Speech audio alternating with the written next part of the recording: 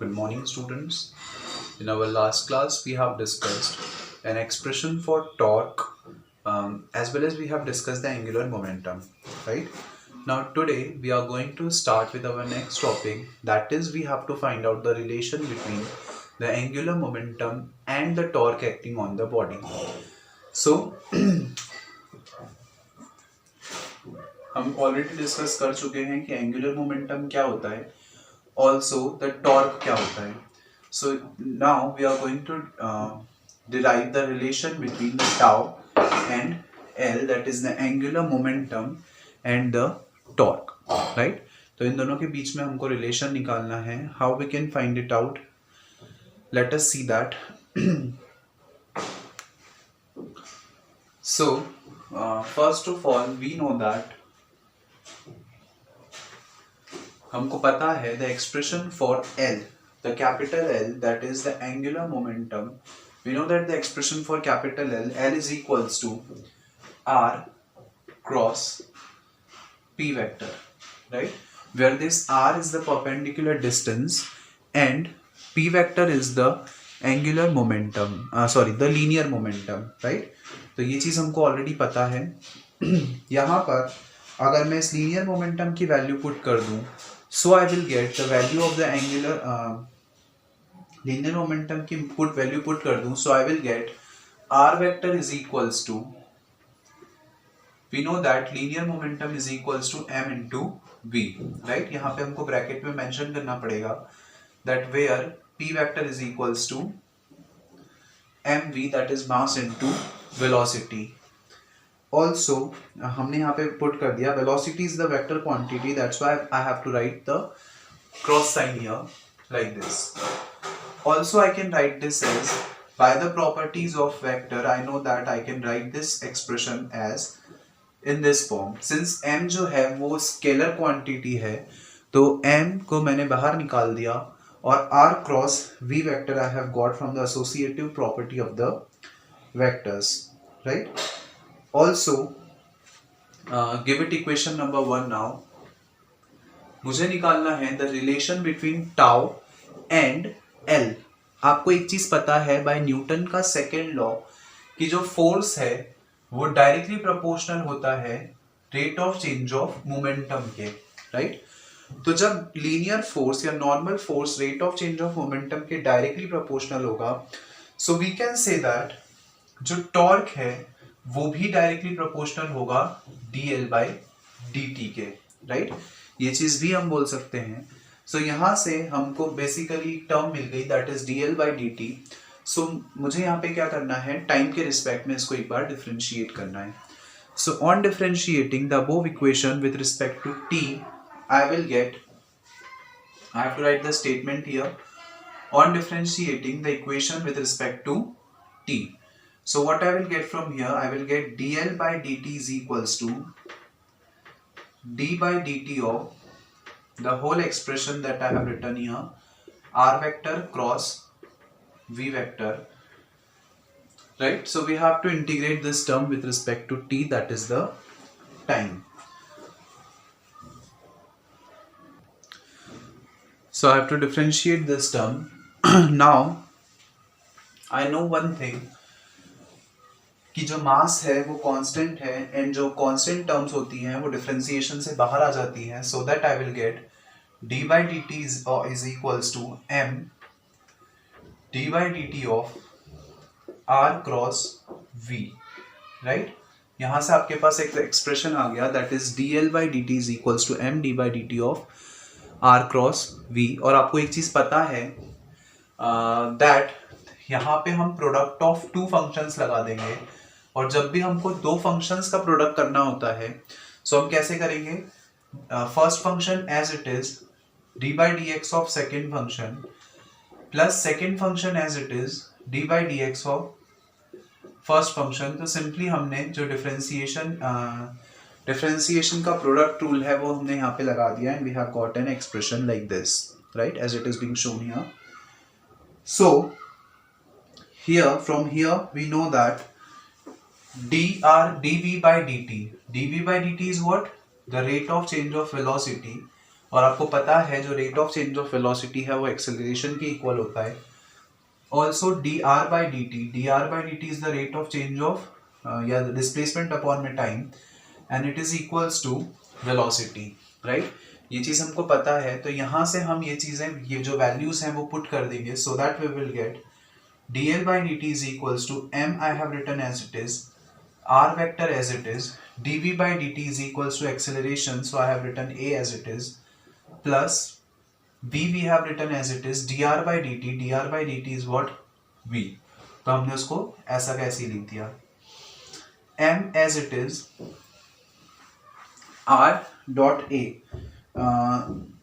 यहाँ पर ऑल्सो जो दोनों क्वांटिटीज हैं वो वेक्टर क्वांटिटीज हैं, सो हमको यहाँ पे क्रॉस प्रोडक्ट मिलेगा, so that's why we have got r vector cross a vector plus b vector cross v vector cross v vector, right.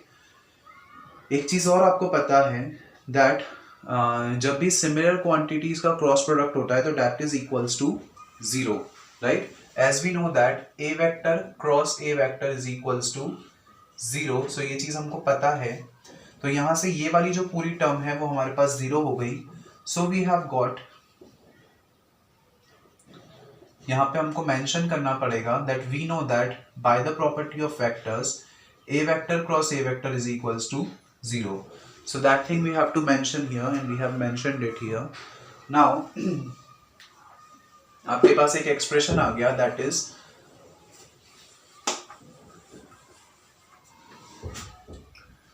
dl/dt is equals to m as it is r cross a, right. So आपके पास एक expression आ गया है that is dl/dt is equals to m into r cross a. और अगर मैं इसको थोड़ा सा अरेंज करके लिखना चाहूं, so I can write it as r vector cross M A. This is the property of vectors, तो हम इसको इस तरीके से भी लिख सकते हैं. सो हमने उसको जस्ट एडजस्टमेंट करके कुछ इस तरीके से लिख दिया. और आपको पता है जो मास इनटू एक्सेलरेशन होता है that is equals to the force, so I can write it as r cross f. Here you have to mention that force is equals to mass into acceleration. जब भी हम डायरेक्टली कोई चीज put करते हैं तो उसके लिए हमको स्टेटमेंट लिखना पड़ेगा और आपको ब्रैकेट में वहां पे मेंशन करना पड़ेगा that from where do have you return this value. और r क्रॉस f आपको पता है that this is equals to tau, so you have got dl/dt is equals to tau, or you can write tau is equals to dl/dt. So this is the relation between the torque acting on the body and the angular momentum of the body, right. Since tau भी एक vector quantity है और l भी vector quantity है, so we have written the symbol of vector here. So this is quite an important topic, that is the relation between the torque and the angular momentum. Now the next topic that we are going to study is the couple. Couple एक तरीके का force होता है जो कि एक system पे लगता है, right? So what do we mean by a couple or a couple force? एक couple और couple force से हम क्या समझते हैं? Suppose let us consider a rod here, right? एक हमने रॉड कंसिडर की.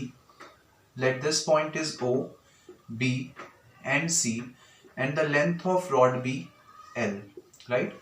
ये जो O है वो मिड पॉइंट है A और B का. सो कपल हम कब बोलेंगे कि कोई फोर्स कपल फोर्स है? So how can we say that the force is a couple force?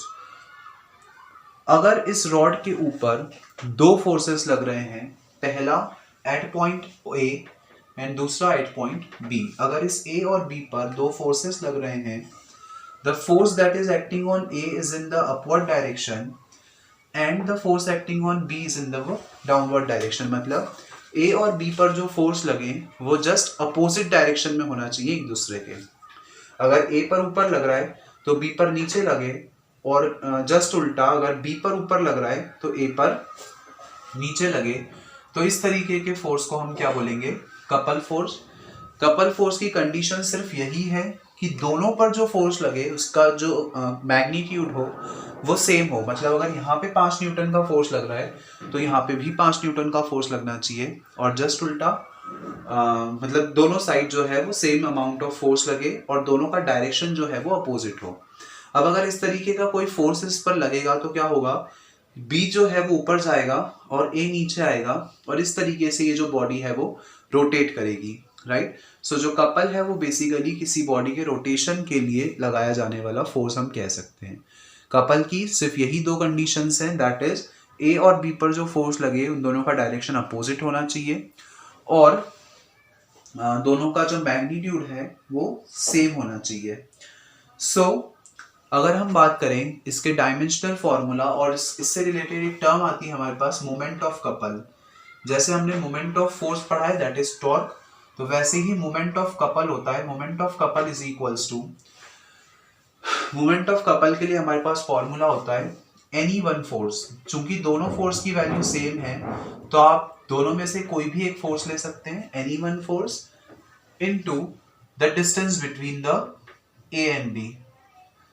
So distance between them, दोनों फोर्स के बीच की जो डिस्टेंस है वो, ऑल्सो जो परपेंडिकुलर जो एनी वन फोर्स है वो, इन दोनों का जब हम, या आप इसको मोर कन्वीनियंटली डिस्टेंस बिटवीन देम ना लिखते हुए हम इसको परपेंडिकुलर डिस्टेंस लिख देते हैं so that it will be more convenient, right. इसके परपेंडिकुलर डायरेक्शन में डिस्टेंस हम कैलकुलेट कर रहे हैं, so that's why we have written the perpendicular distance here.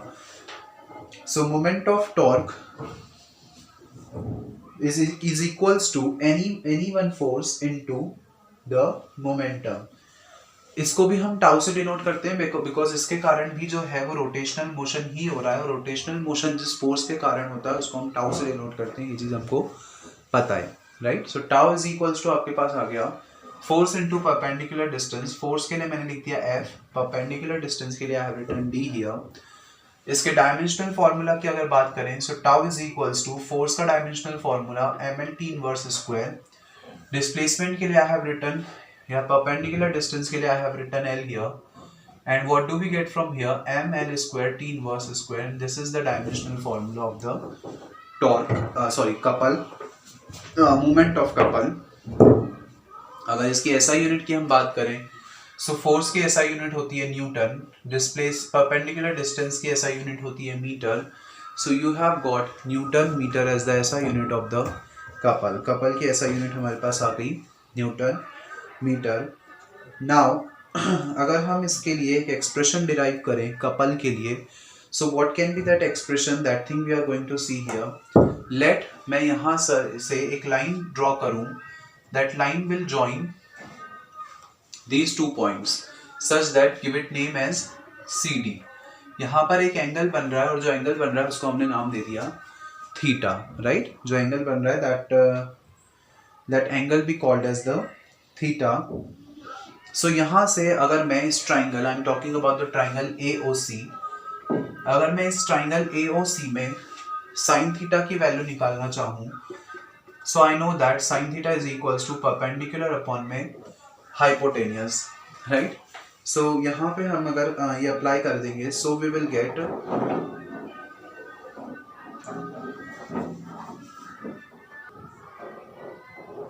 okay, or you can directly just do it as this is the cross product between the two quantities, right। Since this is the cross product between the two quantities, two vector quantities, and we know that when two vector quantities are to be done the cross product, तो वहां पर ये cross product हटके हमारे पास क्या आ जाता है, sine theta. Also in दोनों के बीच की जो परपेंडिकुलर डिस्टेंस है उसको हम L से डिनोट कर रहे हैं, so I have written L here और you will get FL sin theta। so this can be another expression that you can use for solving the numericals, right। so tau is equals to FL sin theta। sin theta क्यों आया, क्योंकि जो दोनों quantities हैं उनका cross product किया जा रहा है एंड आपको पता है जब क्रॉस प्रोडक्ट करते हैं तो वहां पे साइन थीटा आ जाता है, right. So this will be the moment, the expression for the couple force, that thing we have derived from here. Now the next and the most important topic of the chapter that we are going to discuss is the equations of rotational motion। जैसे Newton की 3 equations हमने पढ़ी हैं, also we have discussed the 3 equations of kinematics, right. जो Newton की 3 equations हैं उसको हमने काइनेमेटिक्स में डिस्कस किया था यहाँ पर हमको वैसी ही 3 इक्वेशंस पढ़नी है, बेसिकली उन्हीं का कुछ ट्रांसफॉर्मेशन है जो हमको यहाँ पे पढ़ना है। That can describe me the rotational motion of any of the object. जब भी कोई ऑब्जेक्ट रोटेशनल मोशन कर रहा है तो उसको उसके मोशन को एक्सप्लेन करने के लिए I can use these 3 equations. So I know that v is equals to u plus at. Also I know that s is equals to ut plus half at square. And the third equation we know is the v square is equals to u square plus 2as. तो हमारे पास ये 3 equations हैं, kinematics की 3 equation हम कह लें या Newton की 3 इक्वेशंस हम बोल लें, राइट। इन तीनों को अगर मैं रोटेशनल मोशन के लिए बात कर रहा हूँ तो यहाँ पे जो लीनियर वेलोसिटी है वो क्या बन जाएगी, एंगुलर वेलोसिटी। जो इनिशियल वेलोसिटी है उसको हम ओमेगा नोड से डिनोट कर देते हैं। So initial velocity, initial angular velocity is omega naught, final angular velocity is denoted by omega, plus जो लीनियर एक्सेलरेशन है वो एंगुलर एक्सेलरेशन बन जाएगा और angular acceleration is denoted by alpha. So I have written alpha here. Time तो वही रहेगा, so I have written t. Displacement, यहाँ पे जो डिस्प्लेसमेंट है वो एंगुलर डिस्प्लेसमेंट हो गया, that is theta. Initial velocity is omega, time is I have written t here plus half as it is, a is the acceleration that is alpha, t is again the time that is t square, right, t time. Also initial final velocity omega, initial velocity omega node, 2 as it is, a is the acceleration and displacement is theta. So ये 3 equations आ गई हमारे पास। These are the equations of the rotational motion. जब भी कोई body rotational motion करेगी तो उसके लिए these are basically the 3 equations. जैसे हमने न्यूटन की 3 इक्वेशन को डिराइव किया है वैसे ही अब हम ये तीनों इक्वेशंस को डिराइव करेंगे for the rotational motion, right. So how we can derive all these 3 equations, that thing we are going to discuss here. First of all, we are going to derive the first equation, that is v is equals to u plus at, or you can write omega is equals to omega node plus alpha t। सबसे पहले ये वाली equation जो है वो derive करते हैं।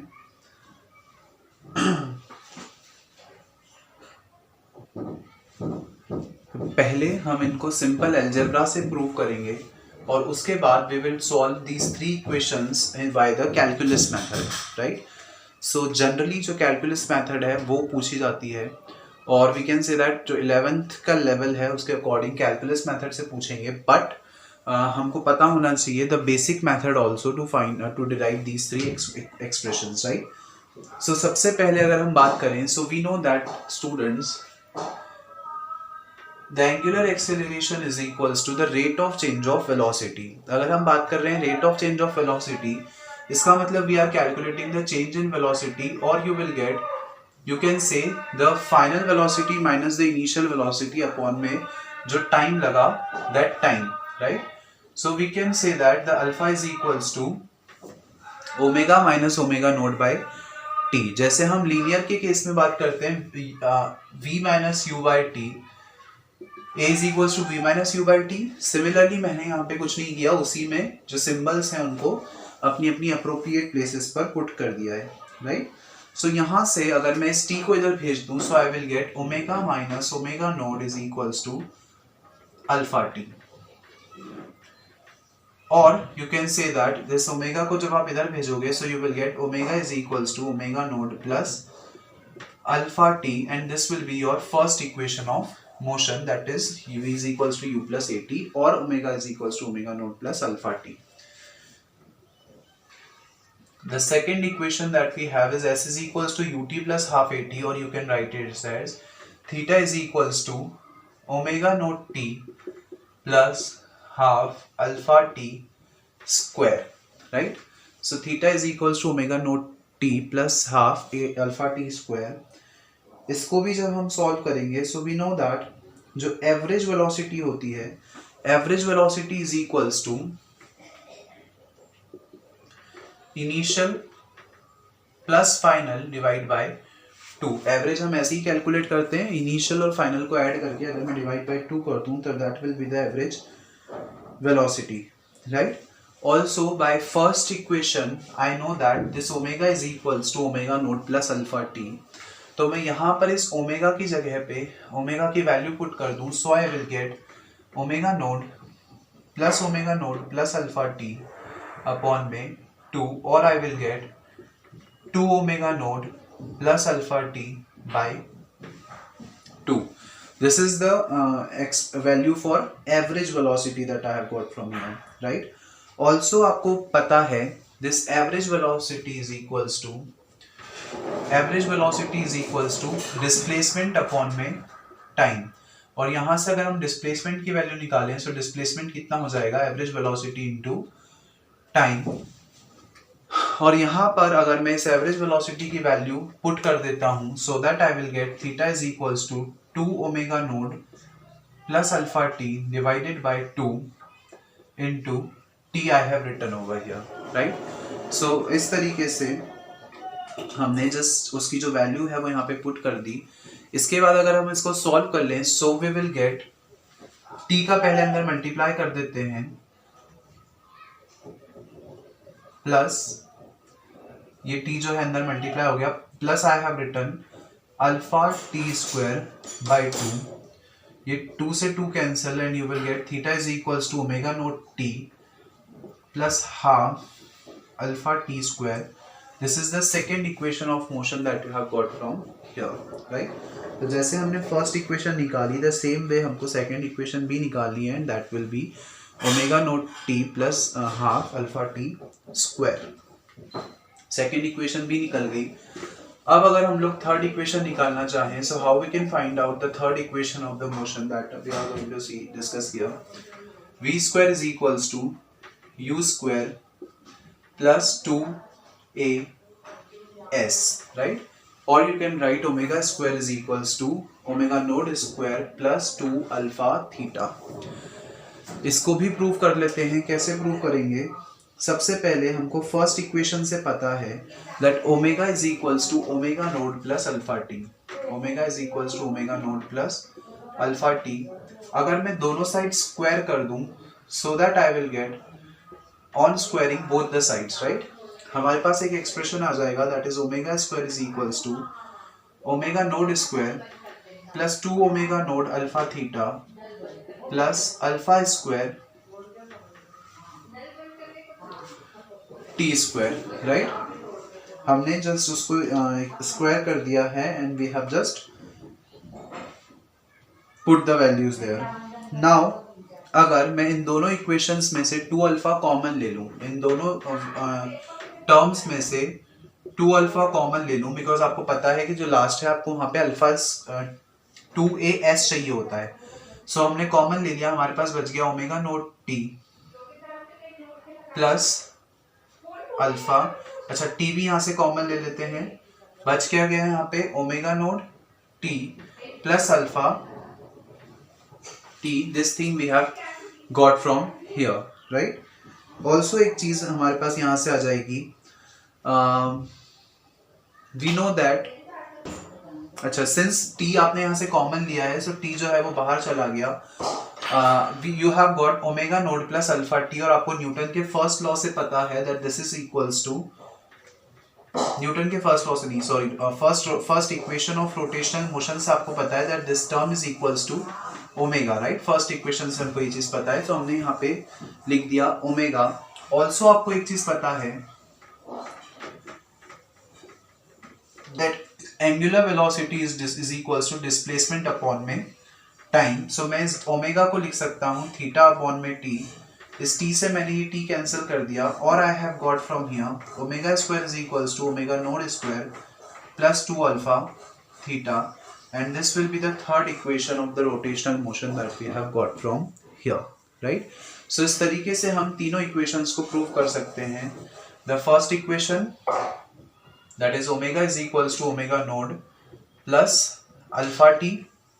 The second equation here, and this one with the third equation.